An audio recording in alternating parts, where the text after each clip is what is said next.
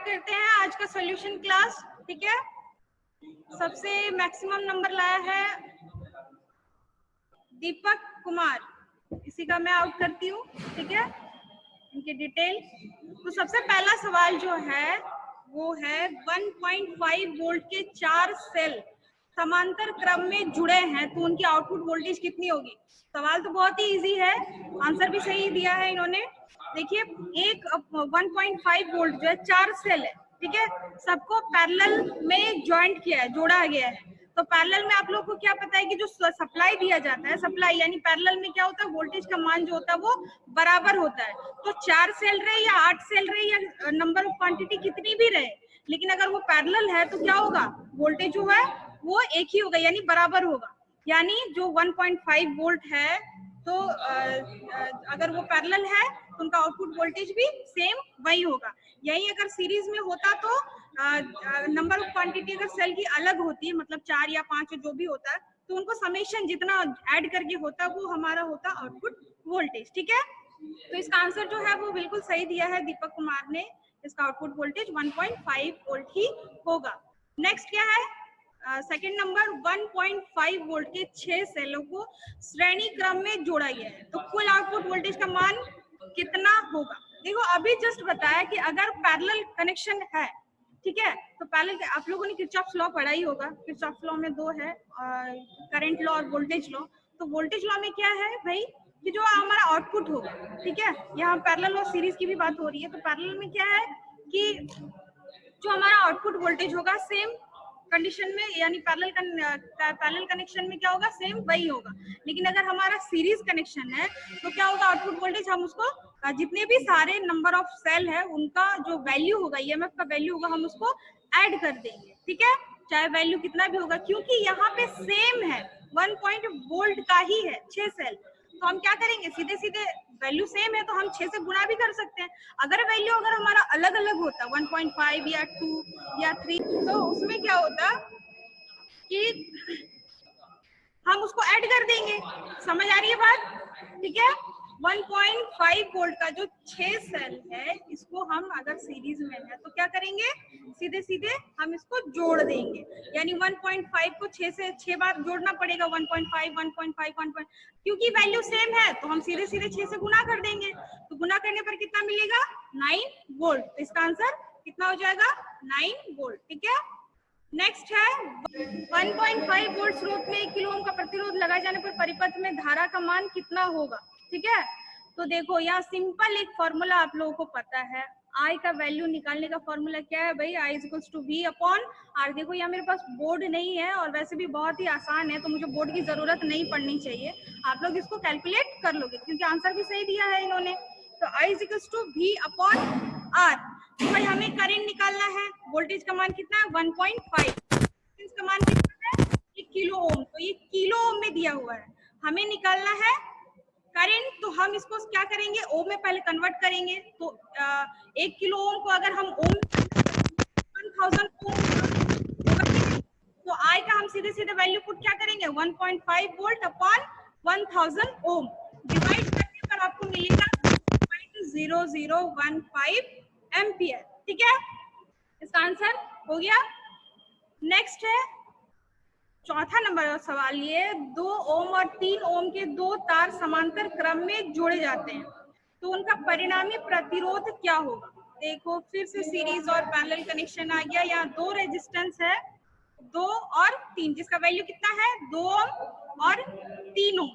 2 और 3 ओम का जो पैरेलल कनेक्शन करना है, आप लोगों को फॉर्मूला पता ही होगा, इसका इक्विवेलेंट रेजिस्टेंस किस तरह से निकालेंगे, तो दोनों को हम 1/2 प्लस 1/3 इस क्रम में हम उसको क्या करेंगे, फॉर्मूला में पुट करेंगे और उसका रिजल्टेंट निकालेंगे। इसको आप लोग इन शॉर्टली, अगर आप लोग मैथमेटिक्स जो है कैलकुलेशन करते थे, इन शॉर्टली आप करते 2 × 3/2 + 3 यानी 6/5 हो जाएगा। तो 6/5 को हम जब डिवाइड करेंगे तो वैल्यू कितना आ जाएगा, इक्विवेलेंट रेजिस्टेंस हमारा 1.2 ओम। ठीक है, आंसर जो है बिल्कुल सही दिया हुआ है। नेक्स्ट सवाल है 250 वोल्ट और 100 वाट लैंप का प्रतिरोध होगा।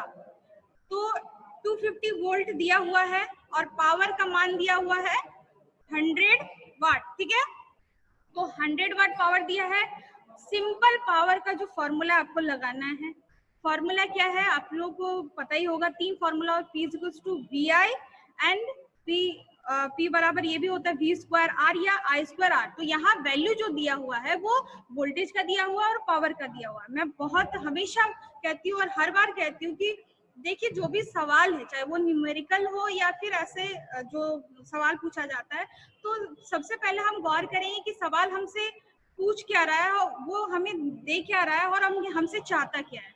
तो सवाल जो है कि रेजिस्टेंस निकालना है, दिया क्या है वोल्टेज और पावर, तो हम सीधे सीधे V स्क्वायर अपॉन P बराबर V स्क्वायर R जो होता है, क्योंकि हमें रेजिस्टेंस निकालना है तो R को हम निकाल सकते हैं।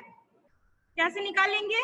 तो V स्क्वायर अपॉन P, तो 250 वोल्ट जो है उसका स्क्वायर अपॉन 100 कैलकुलेशन करके निकालेंगे तो हमारा रेजिस्टेंस का मान जो है वो 625 ओम यानी 625 ओम निकल जाएगा। ठीक है, इसका राइट आंसर हो गया। नेक्स्ट क्या है, 250 वोल्ट आपूर्ति को 6 वोल्ट लैंप से जोड़ा जाता है तो क्या होगी?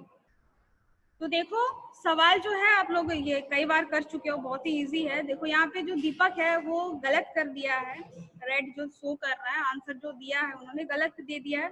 ये है 250 वोल्ट सप्लाई, ठीक है, सप्लाई दिया जा रहा, और लैम्प का जो है वोल्टेज मान जो इसका रेटिंग है 6 वोल्ट है। भाई इतने अगर वोल्टेज दे रखा है तो उसका जो टंगस्टन होगा हाई वोल्टेज के कारण वो मेल्ट हो जाएगा, यानी तुरंत वो क्या हो जाएगा, जल जाएगा, जल जाएगा यानी कि वो फ्यूज हो जाएगा। तो इसका राइट आंसर क्या हो जाएगा, लैंप जो है वो फ्यूज हो जाएगी। नेक्स्ट है 3 ओम, 10 ओम और 15 ओम, 3 प्रतिरोधों को 30 वोल्ट परिपथ के समांतर में जोड़ा गया है। तीनों प्रतिरोध में से प्रवाहित धारा का मान क्या होगा? एकदम सिंपल सवाल है। आप इसको क्या कीजिए कि अगर इतना सवाल बड़ा लगे कि भाई इतना इतना, वैसे तो सही आंसर दे रखा है, किसी ने नहीं दिया होगा, तो देखो जैसे कि यहाँ 3 ओम, 10 ओम, 15 ओम लग रहा है कि इतना सारा वैल्यू दिया है, सीधे सीधे इसका आप ड्रॉइंग कर दो। ठीक है, 3 जो रेजिस्टेंस है उसको पैरेलल में कनेक्ट कर दो। ठीक है, 3 ओम, 10 ओम और 15 ओम रेजिस्टेंस का मान होगा। ठीक है, और उसका सप्लाई क्या हो जाएगा 30 वोल्ट। तो यहाँ पे निकालना है कि 3 ओम का जो रेजिस्टेंस है उसमें कितना धारा प्रवाहित होगा। भाई सीधी सीधा I equals to V upon R value put कर देंगे, क्योंकि पैरेलल कनेक्शन में क्या होगा, करंट जो होगा वो डिवाइड हो जाएगा, जंक्शन बनेगा एक, ठीक है, क्योंकि तीनों पैरेलल है तो करंट डिवाइड हो जाएगा। तो इसमें हम क्या करेंगे, डायरेक्ट वोल्टेज का मान 30 है, रेजिस्टेंस का मान 3 है, करंट का मान निकाल लेंगे 30 upon 3 that is 10 ampere. Okay, next है 8 नंबर क्वेश्चन, असमान या आसमान हो गया, थोड़ा टाइपिंग में गलत हो गया, असमान ईएमएफ वाली 2 बैटरी को, देखो इसमें सवाल ये है कि 2 बैटरी है जिसका ईएमएफ का वैल्यू जो है वो अलग अलग है, तो उसको आप कैसे उसको कनेक्ट कर सकते हो, सीरीज या पैरेलल। तो देखो जो अगर हमारी बैटरी है, ईएमएफ है अगर उसका अलग अलग, तो भाई उसको तो पैरेलल कनेक्शन नहीं कर सकते, क्योंकि भाई पैरेलल कनेक्शन में क्या होगा, उसका मान जो है वो बराबर होगा, भाई एक ही होगा, लेकिन सीरीज में हम इसको कनेक्ट कर सकते हैं। ठीक है, तो देखो यहाँ पे दीपक जो है आंसर कर रखा है समांतर में नहीं लगाया जा सकता। भाई बात ये सही है, लेकिन इससे भी बेटर अगर कोई आपके पास ऑप्शन है, अगर ये ऑप्शन नहीं होता और ये ऑप्शन होता तो आप वहाँ पे टिक कर सकते थे। सवाल भी ऐसे ही घुमा फिरा के देता है एग्जाम में भी, कि उससे भी अगर बेटर ऑप्शन आपके पास है और दोनों लायक है, ऐसी कंफ्यूजन भी होती है, तो जो सबसे बेस्ट होगा, बेटर होगा, उसी को आप क्लिक करोगे। क्योंकि देखो यहाँ क्या है, केवल श्रेणी में ही लगाया जा सकता है, बात बिल्कुल सही है, बिल्कुल श्रेणी में ही लगाया जा सकता, पैरेलल में नहीं लगाया जा सकता, बात ये भी नीचे वाली भी सही है, बट अगर आपके पास ये बेटर ऑप्शन है तब उसी पे क्लिक कर। ठीक है, नेक्स्ट सवाल है इंडक्टेंस का मात्रक, बहुत ही इजी है। इंडक्टेंस का जो ऐसा यूनिट है वो क्या है, हेनरी। ठीक है, अगला है इलेक्ट्रोप्लेटिंग के लिए किस प्रकार की विद्युत सप्लाई की आवश्यकता होती है। तो इलेक्ट्रोप्लेटिंग यानी इलेक्ट्रोप्लेटिंग एक प्रक्रिया होती है जिसमें क्या होता है, एक धातु के ऊपर कोई दूसरा धातु का लेयर चढ़ाया जाता है। ठीक है, और इसमें जो सप्लाई दी जाती है वो होती है डीसी। ठीक है, ये आप लोग ने पढ़ा है, सेल एंड बैटरी में इसका पूरा जानकारी दिया हुआ इस प्रोसेस का, तो इसका राइट आंसर हो जाएगा डीसी सप्लाई। नेक्स्ट क्या है, इंसुलेशन परीक्षण के लिए किस धारा का प्रयोग किया जाता है। तो इंसुलेशन परीक्षण के लिए आप लोग को तो पता ही है कि देखो जैसे इंसुलेशन टेस्ट करते हैं, चाहे वो वायरिंग हो चाहे अर्थिंग, तो इसमें इंसुलेशन जो टेस्ट करते हैं, ठीक है, तो हम लोग मैगर का इस्तेमाल करते हैं। वायरिंग में चैप्टर में आप लोगों ने पढ़ा होगा, तो उसमें इंसुलेशन टेस्ट किया जाता है। इंसुलेशन टेस्ट में मैगर में क्या करते हैं, हम डीसी सप्लाई जनरेट करते हैं, ठीक है। तो डीसी सप्लाई में इसमें क्या होता है, लिनियरिटी आती है, इसी वजह से क्या होता है कि डीसी सप्लाई इसमें दिया जाता है। इसी का हमें पता ही है वो फ्लक्चुएट करती है, करंट का मान क्या होता है वो चेंज होते रहता है, ठीक है। तो इसलिए इसका जो प्रयोग, धारा का प्रयोग किया जाता है वो किस किस्म का होना चाहिए, वो डीसी टाइप का होना चाहिए। अगला सवाल है, एक छड़ चुंबक जिसके दोनों ओर N और S पोल अंकित है, स्वतंत्र रूप से लटकाने पर पोल N किस तरफ होगा। ये भी आसान सवाल है, सवाल का आंसर भी दीपक कुमार ने सही दिया है। तो देखो एक छड़ चुंबक है, अब चुंबक में दो पोल होते हैं, एक नॉर्थ पोल और एक साउथ पोल, ठीक है। उसमें नेमिंग कर रखा है N और S, ठीक है, मार्क कर रखा है। अब उसको क्या करेंगे, जब उसको कोई धागा से, मान लेते धागा से उसको बांध दिया और इसे फ्रीली उसको छोड़ दिया, तो छोड़ने पर उसका जो एन पोल होगा वो कह रहा है, सवाल जो है वो किस तरह से जाके कहीं ना कहीं वो रुकेगा, तो किधर वो रुकेगा। तो वो जो यानी ये जो अर्थ है, पृथ्वी है, उसका जो भौगोलिक उत्तर या दक्षिण साइड होगा, तो उत्तर की ओर जो होगा उसी की ओर उसका एन जो पोल होगा, नॉर्थ जो होगा, उधर ही जाके रुक जाएगा, ठीक है, सीधे सीधे। आंसर बिल्कुल सही है, पृथ्वी के भौगोलिक उत्तरी ध्रुव की तरफ वो रुक जाएगा, ठीक है। अगला क्वेश्चन है, कैपेसिटेंस का मात्रक। कैपेसिटेंस का मात्रक बहुत ही इजी है भाई, फैराड है, ठीक है। अगला है किरचॉफ, 14 नंबर सवाल, ठीक है। 14 नंबर सवाल क्या है, किरचॉफ का वोल्टेज नियम क्या दर्शाता है। तो वो क्लोज लूप या क्लोज मैश, देखो क्लोज लूप जो है उसमें क्या होगा कि बहुत सारे ऐसे रेजिस्टेंस लगा हुआ है, ठीक है, जहाँ पे वोल्टेज ड्रॉप हो रही है, कोई भी लोड लगा हुआ है, तो जो सप्लाई होगा, सप्लाई कुछ ना कुछ देंगे, तो सप्लाई जितनी होगी वोल्टेज का मान उतना ही, जितने ड्रॉप होंगे उसके समेशन के बराबर होगा। इतना तो हमें पता है कि नहीं आप लोगों को। किरचॉफ का वोल्टेज लॉ क्या कहता है कि कोई भी क्लोज लूप में जितने भी सारे लोड या रेजिस्टेंस, लोड में क्या होगा, रेजिस्टेंस ही होगा, तो उसमें जितना वोल्टेज ड्रॉप होगा, जितना भी लगा हुआ है, सबका समेशन, जितना भी वोल्टेज ड्रॉप होगा जिन जिन के बीच, सबका समेशन के बराबर क्या होगा, जो आपका सप्लाई का वोल्टेज होगा, ठीक है। तो सीधे सीधे हम कह सकते हैं किरचॉफ का जो वोल्टेज नियम क्या दर्शाता है, वोल्टेज ड्रॉप को, ठीक है। अगला सवाल है, किसी परिपथ में सबसे कमजोर हिस्सा होता है। कोई भी सर्किट है आपका, ठीक है, सर्किट में क्या होगा, सप्लाई होगा, एक मीडियम होगी, एक लोड होगा, ठीक है, साथ में क्या होगा, मान लेते एक वायरिंग की बात कर ले, ठीक है, कोई लोड लगा होगा, मीडियम होगा जिसमें से हम सप्लाई देंगे, साथ ही उस सर्किट को बचाने के लिए कि कभी कभी हो सकता है कि शॉर्ट सर्किट हो जाए या ओवरलोड हो जाए, तो उसमें क्या होगा, सर्किट को तो बचाना है ना भाई, इसलिए हम लोग क्या करते हैं, फ्यूज का इस्तेमाल करते हैं, उपयोग करते हैं, इसको लगाते हैं सर्किट में। तो फ्यूज में क्या होता है कि जो उसका करंट रेटिंग का मान होता है, ठीक है, उसका जो सप्लाई जितना है उसके करंट जो का मान होता है उससे थोड़ा क्या होता है, अधिक, ज्यादा अधिक नहीं रखते हैं, थोड़ा सा उसका कमी रखते हैं। जैसे कि अगर हमारा सप्लाई आया, ठीक है, मान लेते हैं कि 5 एम्पियर 10 एम्पियर, उससे थोड़ा अगर अचानक से वोल्टेज का मान बढ़ गया, करंट का मान बढ़ गया, तब क्या हो जाएगा कि सर्किट तो उतना लोड नहीं ले पाएगा, तब क्या होगा कि सर्किट जल जाएगा, आप लोगों को पता ही है। तो फ्यूज क्या करता है, उस टाइम उसके जो एलिमेंट लगे होते हैं वो एलिमेंट खुद ब खुद उतने जो मान आती है अचानक से शॉर्ट सर्किट या ओवरलोड की वजह से, वो क्या हो जाता है, मेल्ट हो जाती है, जिस वजह से पूरा सर्किट हमारा क्या हो जाता है, बच जाता है, ताकि उसमें आग नहीं लगती या फिर कोई भी जो लोड लगा हुआ है वो खराब नहीं होता है। तो हम इस तरह से कह सकते हैं कि ये जो हिस्सा होता है, ये जो पोर्शन होता है फ्यूज वाला, तो वो थोड़ा कमजोर होता है। कमजोर कहने का ये मतलब नहीं कि हमने तोड़ दिया मतलब छूने पर ही टूट जाएगा, कहने का मतलब वो नहीं है, ठीक है। अगला है, किसी बैटरी का बाहरी खोल अधिकतर बना होता है। जो भी बैटरी आप लोग देखते होंगे, लेड एसिड सेल की बात कर लेते हैं, तो उसका खोल जो होता है, आवरण, जिसके अंदर जो आपका है इलेक्ट्रोलाइट है, जितने भी सारे एनोड कैथोड सब उसमें लगा हुआ है, तो जो खोल होती है वो किस चीज का बना होता है। तो आप लोग इसमें पढ़ चुके हो कि जैसे जनरली लेड एसिड सेल की बात कर ले तो उसमें क्या होता है, एबोनाइट का बना होता है। एबोनाइट जो कठोर रबड़ की तरह होता है, ठीक है। और ये जो होती है ना, ये जो कठोर रबड़, वो एसिड के साथ कोई रिएक्शन नहीं करती है, जिस वजह से क्या होता है, वो ठीक ठाक रहती है। ठीक है, उस खोल को हम ये एबोनाइट ही कहते हैं, एबोनाइट के होते हैं, वो हार्ड रबड़ ही होता है। तो यहाँ चूंकि वो एबोनाइट का ऑप्शन नहीं दिया होगा, इसीलिए ये प्लास्टिक या रबर, क्योंकि उसको हम कठोर रबर कह सकते हैं, उसमें सल्फर भी मिलाया जाता है 30 to 40%, आप लोगों ने पढ़ा होगा। ये भी सवाल जो है बहुत ही इंपॉर्टेंट है, आप लोग को याद रखना है। ठीक है, तो इसका राइट आंसर हो जाएगा प्लास्टिक या रबर। प्लास्टिक कहने का मतलब ये कि प्लास्टिक में हार्ड रबर जो होती है, ठीक है, एबोनाइट जैसे। अगला सवाल है, किसी बैटरी में चार्जिंग का लेवल ज्ञात किया जा सकता है। तो भाई कोई बैटरी जो आपका सेकेंडरी सेल है, चार्जिंग है या नहीं है, लेड एसिड सेल की बात कर ले, क्योंकि अधिकतर इसी का यूज किया जाता है, इसीलिए इसी का एग्जाम्पल लेते हैं।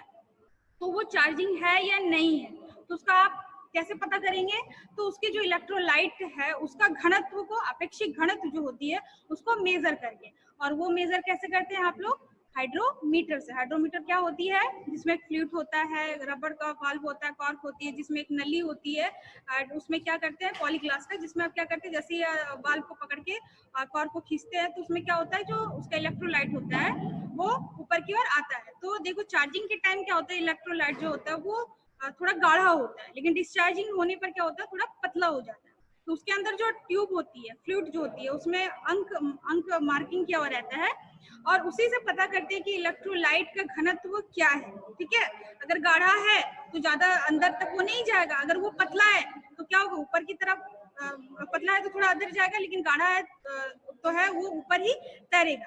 और उसमें कुछ मार्क अंकित क्या रहता है, तो उसमें हम समझ जाते हैं कि इसका चार्जिंग लेवल क्या है, इलेक्ट्रोलाइट का अपेक्षित घनत्व को मेजर करके। ठीक है, किससे करते हैं, हाइड्रोमीटर से। ठीक है, नेक्स्ट सवाल है, किसी सर्किट में थर्मोस्टेट स्विच का उपयोग करने का उद्देश्य क्या है। आप लोग बहुत बार ये पढ़ चुके हो। थर्मोस्टेट स्विच का उपयोग जो है उसका, वो क्या करता है, टेम्परेचर को कंट्रोल करता है। स्विच का मेन मोटो यही मकसद है, इसी चीज के लिए सर्किट में इसका इस्तेमाल किया जाता है। ऐसे इसको एक फ्यूज की तरह भी हम काम में ले सकते हैं। ठीक है, अगला सवाल है, कोई केबल, केबल यानी ये केबल हो गया है, केबल जब सड़क क्रॉस करती है तब इसे, तो केबल जब जैसे वायरिंग होती है, सप्लाई लेते हैं, ठीक है, अंडरग्राउंड लेते हैं, तो ओवर हेड भी लेते हैं, तो जब सड़क क्रॉस करने की बात हो रही है, सड़क क्रॉस यानी आप लोग रास्ते से होते चलते हैं, तो उस टाइम केबल जो है, देखो अगर कंजेस्टेड एरिया है तो वहाँ अंडरग्राउंड ही लेते हैं, क्योंकि भाई ऊपर अगर तार ले जाएंगे, आसपास घरें होंगी, दुकानें होंगी, तो एक साथ बहुत सारे केबल हो जाने के कारण क्या होगा, वो कंजेस्टेड हो जाए, कभी भी हो सकता है टूट जाए या कोई दुर्घटना हो जाएगी, तब क्या होगा, वो सीधे सीधा हमारे सर के ऊपर जाएगी, और क्या होगा, हमें नुकसान होगा, कोई दुर्घटना होगी। इसीलिए क्या किया जाता है कि उसको अंडरग्राउंड में लिया जाता है। ठीक है, तो इसका राइट आंसर क्या हो जाएगा, पाइप या कंड्यूट। देखो केबल को जो अंडरग्राउंड करने की भी बहुत सारी विधियां हैं, लगभग 3 है। तो जैसे कंड्यूट में सॉलिड है, और सिंपली ऐसे भी बिछाया जाता है गड्ढा खोद के अंडरग्राउंड में, तो पाइप के थ्रू भी लिया जा सकता है, या कंड्यूट जिसको कहते हैं लोहे की, सीमेंट की। तो इस तरीके से केबल को ले जाया जाना चाहिए। ठीक है, ताकि ऊपर क्या होगा कि अगर केबल को लगाया जा रहा है, हो सकता है कि कभी भी अकस्मात दुर्घटना हो सकती है। इन्हीं सब चीजों से बचाव के लिए क्या करना चाहिए, अंडरग्राउंड यानी पाइप या कंड्यूट में बिछाया जाना चाहिए। भाई दीपक ने यहाँ पे आंसर लिख दिया है, लकड़ी के बुरादे से झांक देना चाहिए। लकड़ी के बुरादे से झांक देना का अर्थ है कि देखो लकड़ी का बुरादे एकदम छोटा छोटा माइन पार्टिकल्स जो होता है, उसे झांक देना नहीं होना है। इससे क्या होगा भाई, इससे इसका कोई सोल्यूशन नहीं। ठीक है, अगला सवाल है, चुंबकीय फ्लक्स की यूनिट क्या है, यानी मैग्नेटिक फ्लक्स जो होता है उसका यूनिट क्या है, वेबर है। ठीक है, राइट आंसर है। चुंबकीय सुई किस तरफ संकेत करती है, सवाल चुंबकीय सुई किस तरफ संकेत करती है, ये बहुत ही इंपॉर्टेंट भी है और बहुत ही इजी है। चुंबकीय सुई जो होती है हमेशा क्या होती है, उत्तर की तरफ ही संकेत करती है। पहले जमाने में क्या होता था, लगभग 20,000 ईस्वी पूर्व में क्या होता था कि उस टाइम तो हम कोई वॉच नहीं होती थी, जैसे होता है ना कि डायरेक्शन दिखाने वाला, वैसे कोई टूल्स थी नहीं। उस टाइम क्या किया जाता था कि यही जो सुई होती थी, निडल जो होती थी मैग्नेट की, उसको क्या किया जाता था कि फ्रीली उसको बांध दिया जाता था रस्सी से और छोड़ दिया जाता था। तो हमेशा क्या होता था, उत्तर की तरफ वो इंडिकेट करता था, वहीं जाके उसका डायरेक्शन जो होता है वो रुक जाता था। तब क्या होता था कि जो भी नाविक वगैरह होते थे जो एक समंदर के रास्ते से, क्योंकि देखो रास्ते से अगर जो हमारा रोड बाय रोड है तो भाई उससे से पता चल जाए, किसी से पूछ ले। अगर समुद्री रास्ते से जाए तो भाई वहाँ तो कोई घर वर है नहीं, भाई किससे पूछे कि भाई अगला अगला गांव क्या है, घर क्या है, जगह कौन सी है, एकदम पता ही है। तो उस वक्त क्या करते थे, डायरेक्शन को जांच करने के लिए इसका इस्तेमाल किया जाता था। ठीक है, अगला क्या है, चालक की लंबाई में वृद्धि होने पर उसके प्रतिरोध का मान। सवाल जो है बहुत इजी है। कोई कंडक्टर है, वायर है आपका, ठीक है, उसकी अगर हम लंबाई को बढ़ा देते, ठीक है, तो उसका रेजिस्टेंस का मान क्या होगा, घटेगा या बढ़ेगा। सवाल जो बहुत ही आसान है, लेकिन दीपक कुमार ने गड़बड़ कर दिया है, घटेगा है बोल रहा है, बट ऐसा नहीं होगा। देखो सिंपल सा फॉर्मूला, छोटा सा फॉर्मूला है, जो रेजिस्टेंस है स्पेसिफिक रेजिस्टेंस यानी आर जो बराबर क्या होता है, rho into L upon R, यानी रेजिस्टेंस जो है अगर लंबाई बढ़ेगा तो रेजिस्टेंस का मान क्या होगा, बढ़ेगा। अगर उसका क्रॉस सेक्शनल एरिया अगर बढ़ेगा तो रेजिस्टेंस का मान क्या होगा, घटेगा। ठीक है, एल अपॉन ए, लंबाई बढ़ेगी रेजिस्टेंस का मान बढ़ेगा, लंबाई घटेगी तो रेजिस्टेंस का मान घटेगा, डायरेक्टली प्रोपोर्शनल। लेकिन इनवर्सली प्रोपोर्शनल किसके है, उसके क्रॉस सेक्शनल एरिया। तो जैसे जैसे क्रॉस सेक्शनल एरिया अगर बढ़ाएंगे तो रेजिस्टेंस का मान घटेगा। अगर उसका क्रॉस सेक्शनल एरिया पतला, जितना पतला वायर लेंगे उसका रेजिस्टेंस का मान अधिक होता है। ठीक है, तो इसका राइट आंसर हो जाएगा बढ़ेगा। चालक की लंबाई में अगर वृद्धि करेंगे, बढ़ाएंगे, तो उसका रेजिस्टेंस का मान ऑब्वियसली बढ़ेगा। अगला सवाल है, जब 200 किलो ओम प्रतिरोधों को समांतर में जोड़ा जाता है तो कुल प्रतिरोध क्या होगा। सिंपली है भाई, जो आपका फॉर्मूला है उसे पुट कर दीजिए, इक्विवेलेंट रेजिस्टेंस निकल जाएगा, यानी 1/100 प्लस 1/100, सेम वैल्यू है 100 किलो ओम, निकाल लेंगे तो आपका वैल्यू निकल जाएगा 50 किलो ओम। ठीक है, नेक्स्ट सवाल है, जोड़ों पर सोल्डरिंग लगाने का क्या उद्देश्य है। भाई जोड़ जो होता है, वायरिंग करते हैं तो दो कंडक्टर आता है, कहीं ना कहीं एंडिंग होगा, उसको जोड़ना होगा, तो जोड़ने के बाद उसमें सोल्डरिंग क्यों करते हैं, तो सिंपली है भाई उसकी कंडक्टिविटी बढ़ाने के लिए। कैसे, क्योंकि देखो जो हमारा वायर होगा उसमें बहुत सारे स्टैंडर्ड होंगे, तो स्टैंड कहने का बहुत सारा कोड, जिसको हम ऐसे भाषा में कह सकते हैं, तो स्टैंडर्ड अगर होगा तो उसको हम क्या कहते हैं, जनरली ऐसे मोड़ देते हैं। भाई मोड़ने पर क्या होगा कि स्टैंडर्ड टूट भी सकती है, तो उसकी जितनी कंटिन्यूटी होगी वो हो सकता है थोड़ा घटे जाएगा, तो वो चीज ना हो, वो ना टूटे ना खुले, इसीलिए उसके ऊपर क्या किया जाता है, सोल्डरिंग लगाई जाती है। इससे क्या होता है, उसकी कंडक्टिविटी बढ़ जाती है, यानी चालकता बढ़ जाती है। ठीक है, अगला है टंगस्टन फिलामेंट का प्रतिरोध। टंगस्टन फिलामेंट का प्रतिरोध क्या होता है, तो जो आप लैंप होती है उसमें टंगस्टन का जो फिलामेंट होता है, जैसे जैसे हम वोल्टेज उसमें बढ़ती जाती है तो क्या होता है, जो टंगस्टन का रेजिस्टेंस होता है वो धीरे धीरे बढ़ने लगता है। बढ़ने पर क्या होता है, वो धीरे धीरे गर्म होने लगता है, गर्म होने के बाद क्या होता है, वो ग्लो करती है। ठीक है, तो इसका राइट आंसर हो जाएगा लगाई गई वोल्टेज में वृद्धि के साथ बढ़ता है। बिल्कुल सही जवाब दिया है। अगला सवाल है, टीन का गलनांक बिंदु है, यानी टीन जो है उसका मेल्टिंग पॉइंट क्या है, उसका मेल्टिंग पॉइंट होता है 230 डिग्री सेल्सियस। बिल्कुल सही जवाब दिया है।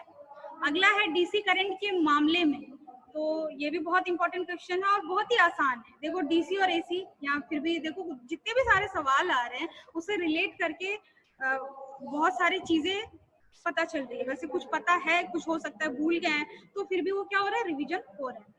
तो डीसी करंट के मामले में क्या है, धारा केवल एक ही दिशा में प्रवाहित होती है। ठीक है, उसका मैग्नीट्यूड और डायरेक्शन वो क्या होता है, कांस्टेंट होता है, वो चेंज नहीं होता है। लेकिन एसी के मामले में उसका मैग्नीट्यूड भी चेंज होता है और डायरेक्शन भी चेंज होता है। तो ये डीसी के मामले में क्या हो रहा है, धारा केवल एक ही दिशा में प्रवाहित होगी। ठीक है, बहुत ही सही जवाब आंसर दिया है। अगला है, थर्मिस्टर क्या होता है। तो थर्मिस्टर जो है वो रेजिस्टेंस, एक प्रकार का रेजिस्टेंस ही होता है। ठीक है, ये इसको हम टेम्परेचर सेंसर के रूप में भी इसका इस्तेमाल करते हैं। ये क्या होता है कि देखो होता तो ये दो प्रकार का, एक पीटीसी भी होता है और एनटीसी भी होता है, अलग अलग यूज के अकॉर्डिंग इसका यूज किया जाता है। ठीक है, तो यहाँ अगर आपके पास ऑप्शन है कि प्रतिरोध ताप गुणांक ऋणात्मक होता है, तो इसी पर आप क्लिक करेंगे, टिक लगाएंगे, इसका राइट आंसर हो जाएगा प्रतिरोध ताप गुणांक ऋणात्मक होता है, यानी कि नेगेटिव टेम्परेचर कोफिशिएंट। जैसे जैसे तापमान बढ़ेगा उसके में क्या होगा, रेजिस्टेंस का मान घटते जाएगा। ठीक है, वैसे बहुत सारे रेजिस्टेंस है जो इतना परिवर्तन नहीं होता, इतना चेंजेस नहीं होता, लेकिन थर्मिस्टर में ये बहुत ही जोर शोर से होता है, अधिक होता है। ठीक है, अगला है धारावाही कुंडली में ऊर्जा निम्नलिखित रूप में संग्रहित होता है। तो धारावाही कुंडली कहने का मतलब कोई कॉइल है, आई मीन वायर है, जिसमें से क्या किया जाता है, कॉइलिंग किया हुआ है, बाउंड किया गया है, और उसमें क्या है, करंट भी प्रोवाइड किया जाता है, यानी करंट कैरिंग कोई कॉइल है, तो उसमें जब धारा प्रवाहित करते हैं तो उसमें एनर्जी स्टोर्ड होता है। ठीक है, वो किस तरह का इफेक्ट होता है, वो किस तरीका का होता है, किस टाइप का होता है, तो वो होता है मैग्नेटिक इफेक्ट टाइप का, यानी मैग्नेटिक फील्ड जो होता है उस रूप में वो स्टोर करने लगता है, संग्रहित होता है। इसका राइट आंसर दिया है दीपक कुमार ने, राइट आंसर है चुंबकीय क्षेत्र। ठीक है, पढ़ा भी होगा आप लोगों ने कि जिस तरह से धारा प्रवाहित करते हैं तो उसके चारों ओर एक मैग्नेटिक फील्ड बन जाता है ना।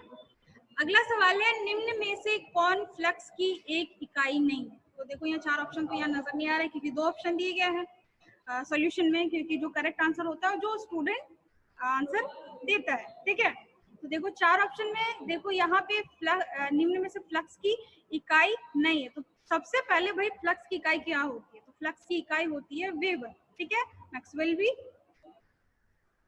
होती है, पर यहाँ पे क्या बोला है कि फ्लक्स की इकाई नहीं है। तो ऑप्शन आपके रहे होंगे वेबर होंगे, मैक्सवेल होंगे, दोनों होंगे, या टेस्ला होंगे, ऐसे इस टाइप का दिया होगा।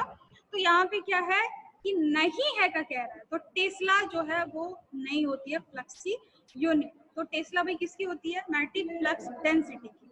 ठीक है, ये सब याद रखना है, बहुत इंपॉर्टेंट है, यूनिट जो है अक्सर एग्जाम में पूछे जाते हैं। ठीक है, अगला सवाल है, निम्नलिखित में से किस धातु का फ्यूज तार में उपयोग नहीं होता है? तो फ्यूज में जो एलिमेंट होता है, ठीक है, जो तार होती है वो लेड का, टीन का, तांबे का, इस टाइप का बनाया होता है, लेकिन स्टेनलेस स्टील का नहीं होता। ऑप्शन में रहा होगा ये स्टेनलेस स्टील, तो इसका करेक्ट आंसर हो जाएगा स्टेनलेस स्टील। भाई इसमें लेड कर रखा है, लेड तो ऐसा इसका राइट आंसर नहीं होगा। ये पूछ रहा है कि उपयोग नहीं होता है। ठीक है भाई, सवाल को जो है वो एकदम केयरफुली पढ़ना है, ये नहीं कि थोड़ा सा पढ़ा भाई हमें तो याद है भाई, इसका पता है भाई। ऐसा है कि क्वेश्चन भी कभी घुमा फिरा के पूछता है। ठीक है, तो ये ध्यान देना है। अगला सवाल है, निम्नलिखित में से कौन सा सेकेंडरी सेल है?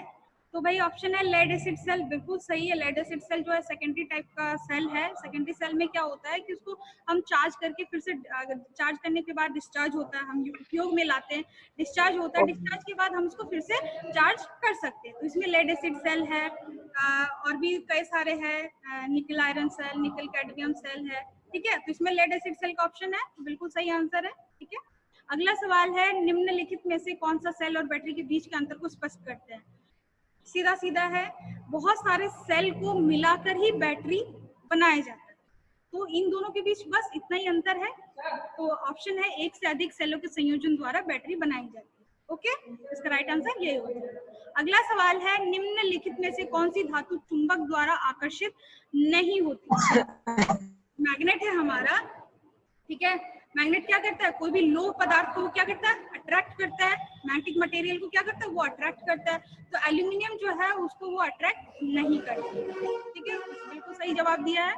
अगला सवाल है, पदार्थ का वह गुण जो इसमें पैदा हुए चुंबकीय फ्लक्स का विरोध करता है, क्या कहलाता है? तो देखो इसको मैं रिलेट करके बता सकती हूँ कि जैसे इलेक्ट्रिकल सर्किट में होता है, करंट को अपोज करता है रेजिस्टेंस, उसको फ्लो होने में वो क्या करता है, विरोध करता है। उसी तरह से मैग्नेटिक जो सर्किट होता है उसमें फ्लक्स को अपोज करने वाला होता है रिलक्टेंस। ऐसे हम रेजिस्टेंस की तरह उसके अनुरूप हम कह सकते हैं। तो इसका राइट आंसर क्या हो जाएगा, रिलक्टेंस। पर प्रतिष्ठम्भ को ही रिलक्टेंस कहते हैं। ठीक है, उसका हिंदी है, तो चुंबकीय फ्लक्स का वो विरोध करता है। बिल्कुल सही आंसर दिया है। नेक्स्ट है, प्रतिरोध वर्ण कोड में पीला वर्ण का निर्दिष्ट मान होता है। यानी जो हमारा कलर कोडिंग है, कलर कोडिंग आप लोगों को पता ही होगा, जो कार्बन रेजिस्टेंस होता है उसका हम रेजिस्टेंस का वैल्यू निकालते हैं, कलर कोडिंग रहता है। ठीक है, तो उसमें जो है VV Roy very good wife, Great Britain very good wife, sorry my mistake, VV Roy Great Britain very good wife, तो इस टाइप से मैंने याद करवाया था। तो उसमें आप लोग ये चीज एकदम सीक्वेंस वाइज याद रख सकते हो। तो उसमें जो है सीक्वेंस में दिया हुआ है, तो उसमें ये कह रहा है कि जो पीला कलर है उसका वैल्यू कितना है, तो वी रॉय। ठीक है, 0 से स्टार्ट होगा, तो वाई जो है येलो जो है वो चौथे नंबर पे आएगा। तो इसका राइट आंसर हो गया 4, ठीक है। बहुत कोई ऐसा कंफ्यूजन हो जाता है, राइट आंसर नहीं पाता, बट दीपक ने सही आंसर दिया है। अगला सवाल है, प्रतिरोधक बनाने के लिए निम्नलिखित में से किस पदार्थ का उपयोग किया जाता है? सही जवाब है नाइक्रोम का इसमें इस्तेमाल किया जाता है प्रतिरोधक बनाने के लिए, ठीक है। जो रेजिस्टेंस जो होता है उसको जो होती है उसको बनाने के लिए नाइक्रोम का उपयोग किया जाता है। अगला है, प्रतिष्ठम्भ का मात्रक क्या है, यानी रिलक्टेंस का SI यूनिट क्या है? उसका SI यूनिट जो होता है एम्पियर टर्न पर वेबर। सही आंसर लिखा है। अगला सवाल क्या है, पानी भरी बाल्टी से जब विद्युत धारा प्रवाहित की जाती है तब दोनों ही डूबे हुए तारों के पास काफी बुलबुले देखे जाते हैं। इससे पता चलता है कि सप्लाई की किस्म है। देखो ये सवाल जो कंपटीशन एग्जाम में जो आप लोग का बुक होता है, अगर आप लोगों ने कभी किसी ने खरीदा है और उसको पढ़ रहे हैं तो उसमें ये सवाल जो है आप लोग को बहुत सारे बुक में ये मिलेगा, ठीक है। कि पानी भरी बाल्टी से कोई तार जो हमें नहीं पता है कि वो DC है कि AC है, उसमें सप्लाई हो रही है, पता नहीं है कि उसमें AC है या DC है। जब उसमें पानी में डालोगे तो क्या होगा, बुलबुले छोड़ेगा, ठीक है। तो हमें कैसे पता चलेगा कि वो DC है या AC है, ठीक है। तो देखो इसका आंसर आप लोगों ने देखो कि ये DC होती है। आंसर जो है AC कर रखा है दीपक कुमार ने, पर AC नहीं होता है, ये DC होता है। कैसे होता है तभी आंसर है। देखो जब सप्लाई दिया जाता है, ठीक है, तब क्या होता है कि पानी में क्या होता है, पानी उसका रासायनिक सूत्र होता है H2O, यानी उसमें हाइड्रोजन और क्या होता है, ऑक्सीजन। तो उसमें एक केमिकल रिएक्शन होता है। जब उसमें DC सप्लाई जाती है तब की बात कर रही है। जब DC सप्लाई, मैम आवाज कम आ रहा है। आवाज कम आ रही है। जब उसमें DC सप्लाई जाती है तो उसमें केमिकल रिएक्शन होता है, ठीक है। तो उसमें जो उसमें केमिकल बॉन्डिंग होती है किसकी, हाइड्रोजन की और ऑक्सीजन की, यानी H2O, हाइड्रोजन और ऑक्सीजन की। तो वो क्या होता है, डिकम्पोज होने लगता है, उसको अलग कर देता है। अलग यानी ऑक्सीजन अलग और हाइड्रोजन अलग। तो अलग होने के बाद वो क्या करता है कि वो उसमें अलग होने के बाद वो खुद खत्म ना हो जाए, इसलिए वो बचाने की एक प्रवृत्ति होती है, ठीक है। तो उसमें क्या होता है कि वो बुलबुले के रूप में वो ऊपर आने लगती है, ठीक है।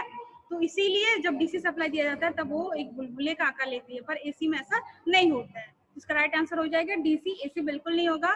दीपक कुमार आप याद रखिएगा और बाकी सब भी याद रखेंगे, ठीक है। अगला सवाल है, फेराइट निम्नलिखित से संबंध है, यानी फेराइट किससे संबंध है, ये चुंबकीय पदार्थ से संबंधी है, ठीक है। बिल्कुल सही आंसर किया है। अगला सवाल है, फैराडे के नियम के अनुसार एक इलेक्ट्रोड पर जमा हुए पदार्थ का द्रव्यमान किसके अनुपातिक होता है? तो फैराडे के अपघटन नियम जो है, तो उसमें उन्होंने नियम दिए थे कि जब कोई पदार्थ, इलेक्ट्रोड में जो पदार्थ जो होता है वो जमता है या तो मुक्त होता है या तो संयोजित होता है, तो उसमें जो द्रव्यमान का मान होगा वो किसके अनुपात में होगा? तो उसका अनुपात होता है करंट और समय दोनों के मल्टीप्लीकेशन के अनुपात होता है।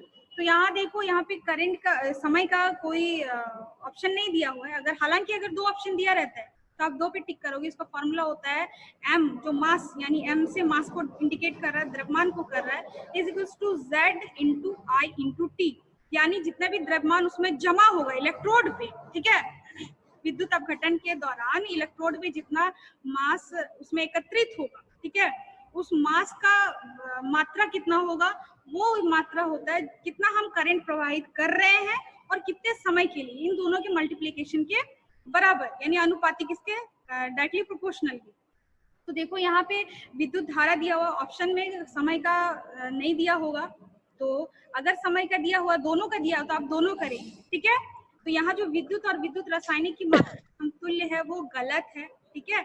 वो करंट और समय इन दोनों के अनुपातिक होता है। m is equals to Z I T. Z जो होता है वो रासायनिक तुल्यांक होता है, विद्युत रासायनिक तुल्यांक, यानी विद्युत रासायनिक तुल्यांक में अगेन बता देते, इसका डेफिनेशन आप लोग को याद ही होगा कि कोई भी पदार्थ का द्रव्यमान, ठीक है, जब उसमें विद्युत अपघटन के दौरान अगर 1 कूलम आवेश जो होता है, यानी 1 एम्पियर पर सेकेंड, ठीक है, के अनुसार उसमें प्रवाहित कर रहे हैं, तो या तो वो मुक्त होगा या तो संयोजित होगा, दोनों में से कोई एक होगा। तो जितना होगा उस द्रव्यमान का मात्रा ही उसका विद्युत रासायनिक तुल्यांक कहलाता है, जिसको जेड से डिनोट करते हैं, ठीक है।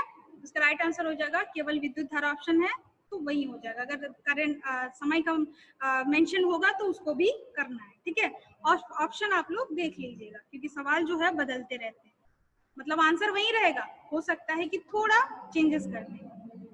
नेक्स्ट सवाल है, फ्लेमिंग के बाएं हाथ के नियम में तर्जनी उंगली इंगित करती है। तो फ्लेमिंग का बाएं हाथ का नियम यानी 3 जो है तर्जनी, इसको कहते हैं इंडेक्स फिंगर जो है, वो चुंबकीय क्षेत्र को इंडिकेट करता है। राइट आंसर हो गया चुंबकीय क्षेत्र। दीपक कुमार ने बल को दिया है, बल नहीं होता है, बल जो होता है वो अंगूठा होता है। 3 जो आपका जो हाथ है, बायां हाथ जो लेंगे उसमें 3 उंगली होंगी, एक तर्जनी और एक middle finger, middle index and thumb. तो थंब जो होता है वो मोशन को इंडिकेट करता है, और चुंबकीय क्षेत्र तर्जनी यानी इंडेक्स फिंगर, मिडिल जो होता है ईएमएफ। तो ये आपको सेकंड ईयर में पढ़ने के लिए मिलेगा कि वो जनरेटर जो होती है वो फ्लेमिंग के बाएं हस्त के नियम में उसमें जो ईएमएफ उत्पन्न होती है उस बाएं नियम से ही उसका डायरेक्शन को ज्ञात किया जाता है। ठीक है, तो इसका राइट आंसर हो गया चुंबकीय क्षेत्र, बल नहीं है, बल अंगूठा इंडिकेट करता है।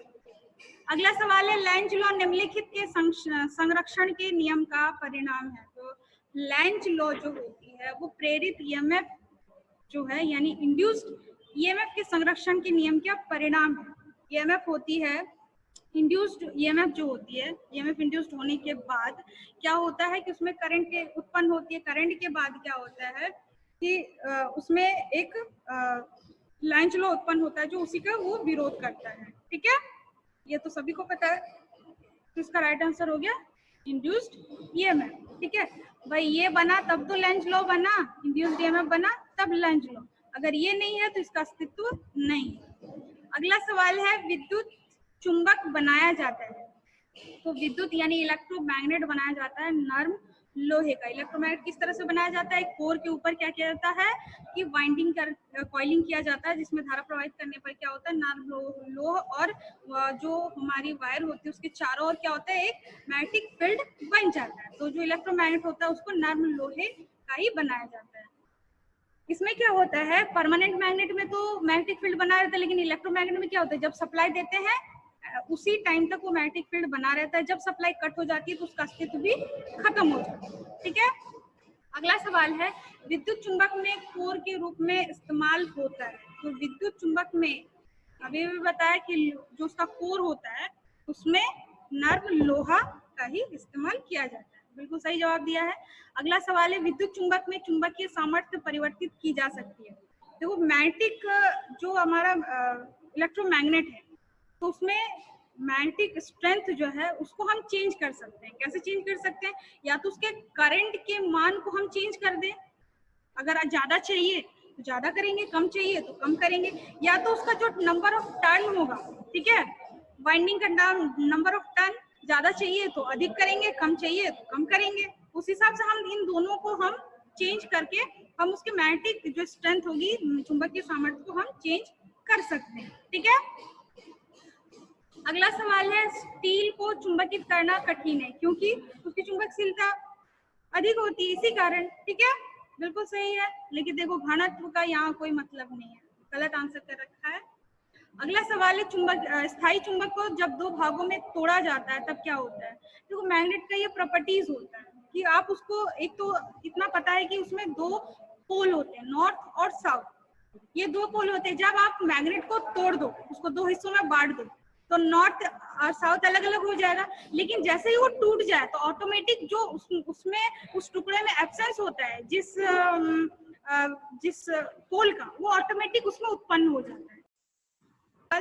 स्थायी चुंबक को 2 भागों में तोड़ा जाता है तब क्या होता है कि जितना आप तोड़ो, ठीक है, उसके हर एक अणु में क्या होगा 2 पोल ही होगा, चाहे आप जितना भी टुकड़ों में आप तोड़ दो। ठीक है, तो क्या हो गया, हर एक भाग जो होगा, जो भी एक्सेंस होगा, जो भी पोल, वो ऑटोमेटिक उत्पन्न हो जाएगा। इसका राइट आंसर क्या हो गया, प्रत्येक भाग में एक दक्षिण ध्रुव और एक उत्तरी ध्रुव होगा। ठीक है, अगला सवाल है,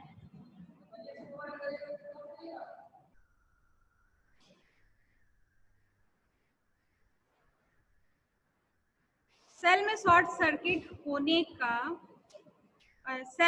सर्किट का कारण हो सकता है। देखो सेल है, उसमें शॉर्ट सर्किट होने का एक कारण हो सकता है। देखो प्लेट में बकलिंग का इसका आंसर नहीं है भाई। ठीक है, 2 स्पोर्ट सेपरेट, देखो अगर सेपरेटर जिसके नीचे लगाया जाता है एनोड कैथोड के नीचे सेल के नीचे, तो उसमें क्या होता है कि उन दोनों को सबको अलग अलग करके रखता है। अगर उसमें कोई जैसे कि नीचे जम जाना, जो गैंग्स होते हैं उस वजह से भी क्या होता है कि वो शॉर्ट सर्किट हो जाते हैं। तो उसमें अगर कोई फॉल्ट होगा तभी सेल में शॉर्ट सर्किट होगा, अदरवाइज नहीं होगा। इसका राइट आंसर हो गया दोषपूर्ण सेपरेटर। अगला सवाल क्या है, सीसा अम्ल बैटरी की लाइफ हो सकती है, यानी लेड एसिड बैटरी जो है उसकी लाइफ यानी जीवन काल, वही कितने दिन तक वो टिकेगा या नहीं टिकेगा, उसकी इफिशियंसी जो होती है, जीवन काल होता है 2 से 5 वर्ष तक। ठीक है, मेंटेनेंस पे भी निर्भर करेगा। अगर हम मेंटेनेंस सही से नहीं करेंगे तो 2 साल तो क्या, अधिक 1 साल तक नहीं टिकेगा। ठीक है, तो मेंटेनेंस करते रहना है, अधिक से अधिक डिस्चार्ज हमें नहीं करना है, जो पॉइंट है उसी तक डिस्चार्ज करना है। उसके बाद हम मेंटेनेंस करते रहेंगे। तो कोई भी चीज आप ले लो, ठीक है, तो इसका राइट आंसर क्या हो गया, 2 से 5 वर्ष। अब बोल, आप लोगों का प्रैक्टिकल का छूट रहा है, तो प्रैक्टिकल के लिए मैं कुछ सोच रही हूँ। ठीक है, प्रैक्टिकल भी को भी ध्यान में रखना है, क्योंकि वो भी बहुत इम्पोर्टेंट है। सभी ध्यान से पढ़ाई करना, ठीक है। और कोई डाउट किसी को? No ma'am.